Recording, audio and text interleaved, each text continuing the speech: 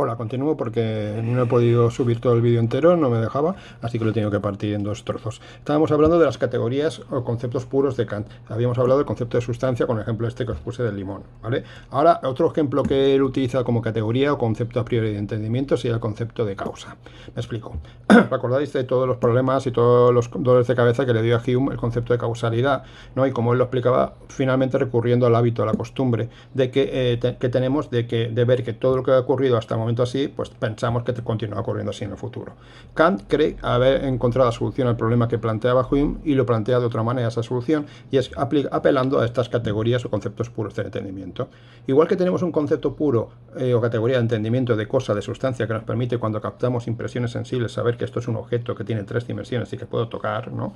También tenemos la categoría de causa. Esa categoría me permite, cuando veo fenómenos que se suceden en el tiempo siempre igual, concluir que el fenómeno A es la causa del fenómeno B, y de esta manera resuelve de un modo muy elegante el problema de la causalidad de Hume. Evidentemente, apelando a la experiencia y las impresiones, como decía Hume, nunca podremos justificar el principio de causalidad, pero sí que lo podemos justificar apelando a mis categorías o conceptos a priori de entendimiento.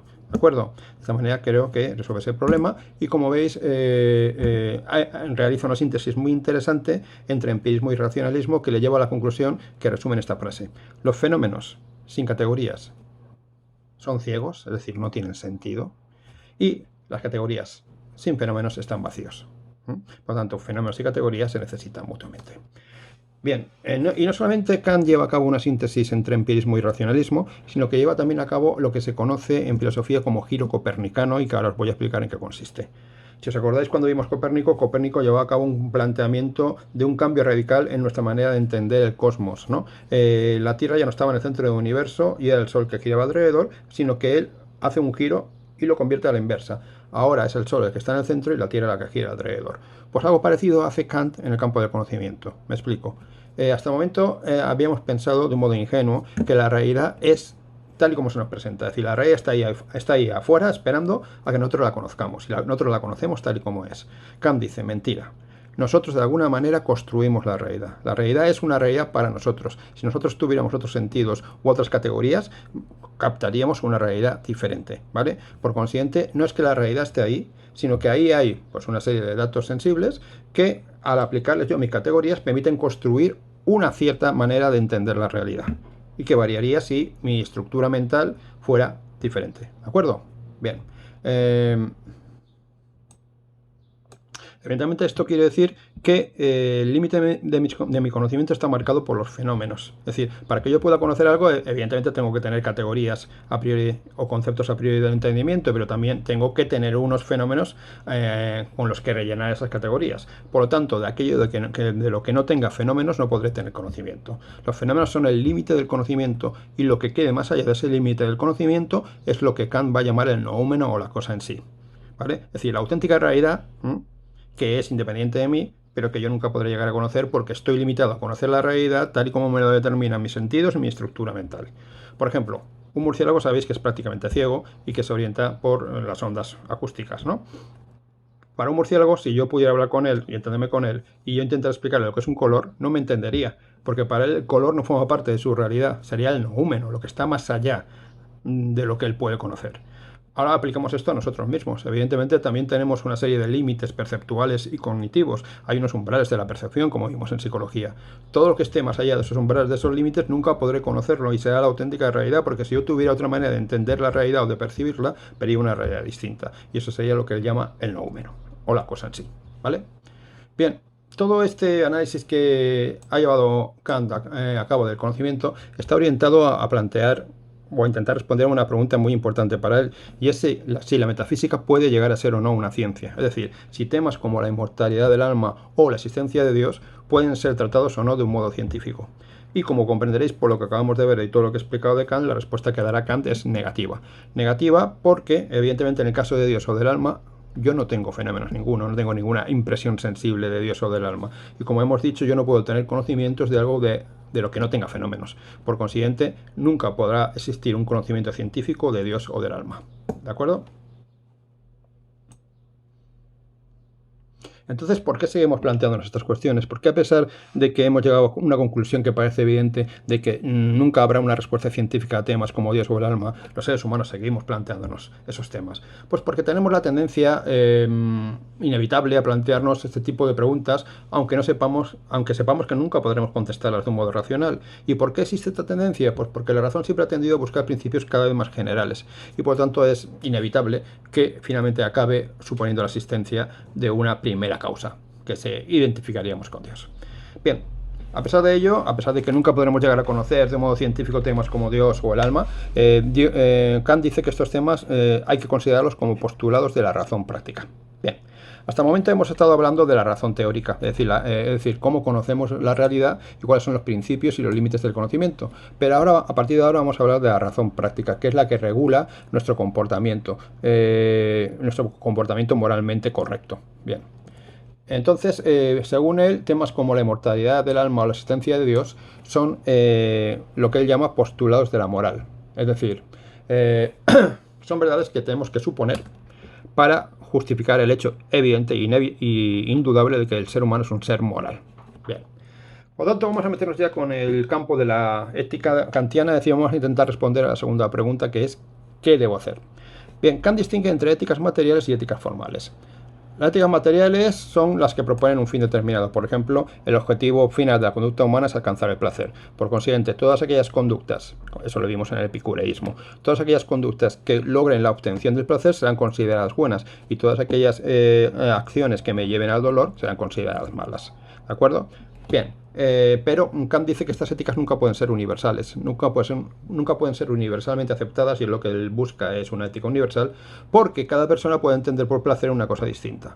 Por lo tanto, él defiende otro tipo de éticas que se llaman éticas formales, que no establecen normas concretas, sino que intentan construir una moral racional, independiente de los hechos y que por lo tanto sea universal. En estas éticas formales, que son las que defiende Kant, y esto es muy importante, que os quede clara la idea que voy a decir ahora, lo que importa son las intenciones con las que se realiza una acción. Aunque después esa acción conlleve una serie de consecuencias negativas, eso no importa. Lo que importa es que mi intención al hacerla era buena, aunque, repito, lleve a consecuencias negativas. Hay éticas consecuencialistas y éticas intencionalistas. Las éticas consecuencialistas afirman que lo importante de una acción es las consecuencias de esa acción. Si las consecuencias son buenas, entonces la acción será buena. Si las consecuencias son malas, la acción será mala. Y hay éticas intencionalistas como la de Kant, que dicen que lo que importa no son las consecuencias, sino la intención con la que hice esa acción. Si la intención era buena, el acto es bueno a pesar de sus consecuencias. Por ejemplo, veis un día al novio de vuestra mejor amiga enrollándose con otra tía, ¿vale? Y entonces vosotros pensáis que vuestro deber como buen amigo es decírselo a vuestra amiga. Esta decisión vuestra está hecha con la mejor intención del mundo y que es que ella no permanezca engañada en su relación de pareja, pero puede traer consigo una serie de consecuencias desastrosas, como la ruptura de la relación o que tu amiga caiga en una depresión. A pesar de todo esto, a pesar de todas esas consecuencias, Kant diría que tu deber y tu obligación era decirle a tu amiga que has visto a su pareja con otra tía, porque lo que importa era la intención, y la intención en este caso era que tú querías el bien de tu amiga y que se diera cuenta de la realidad de su relación de pareja. ¿De acuerdo? Bien. Bien, en estas éticas intencionalistas, donde, repito, lo que cuenta es la intención, lo que importa es sobre todo la buena voluntad al hacer una acción, una buena voluntad, y que realmente es efectiva cuando actuamos siguiendo nuestro deber. Kant distingue entre acciones contrarias al deber, acciones conformes al deber y acciones por deber. Y voy a hablaros un poco de las tres, ¿vale? Acciones contrarias al deber es cuando mi acción es todo lo contrario, o hacemos todo lo contrario de lo que deberíamos hacer. Por ejemplo, vais a una tienda, pagáis y os devuelven el cambio y os dais cuenta de que os han devuelto más de lo que corresponde. Y en vez de decírselo a la clienta, os calláis con el dinero. Esa es una acción contraria al deber, porque vuestro deber sería decirle a la dependienta que se ha equivocado.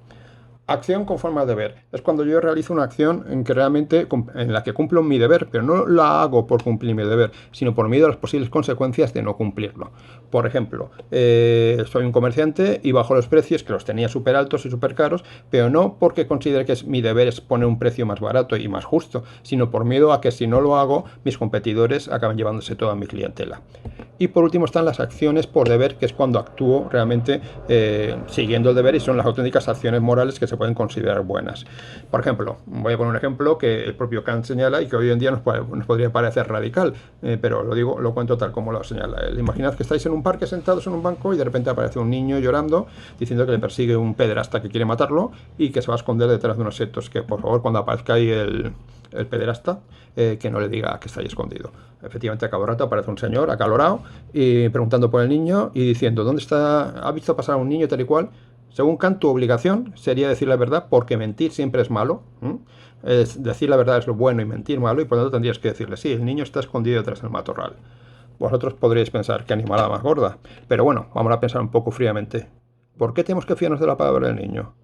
Igual el niño es un niño travieso que ha hecho una travesura y está oyendo a su padre y se ha escondido para que no lo castiguen. Si yo le miento al padre, o al posible padre, porque puede ser el padre o puede ser el pederasta, y le digo que no he visto al niño, es posible que el niño no aparezca, que se pierda y que pueda aparecer al cabo de unas horas o al cabo de unos días muerto, ¿vale?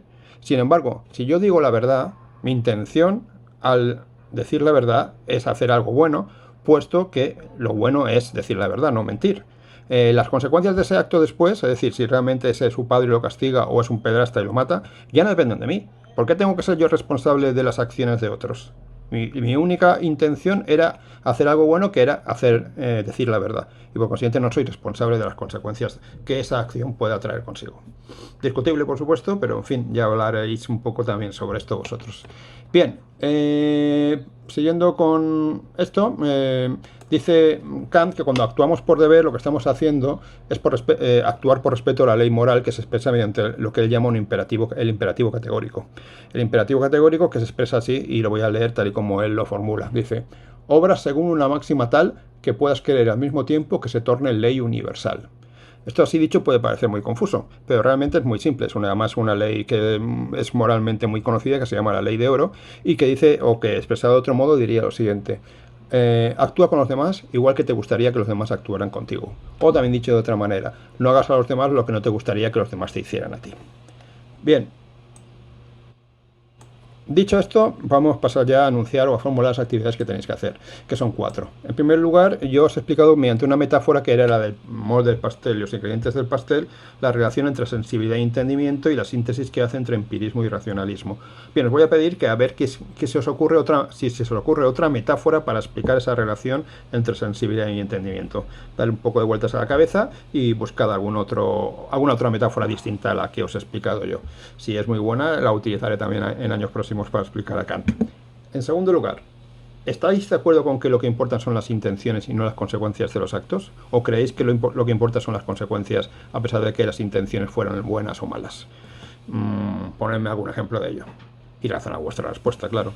En tercer lugar, hemos hablado de 3 tipos de acciones contrarias al deber, por deber, etcétera, etcétera. Bien, quiero que me pongáis un ejemplo de cada una de ellas distinta a los ejemplos que os he puesto yo aquí.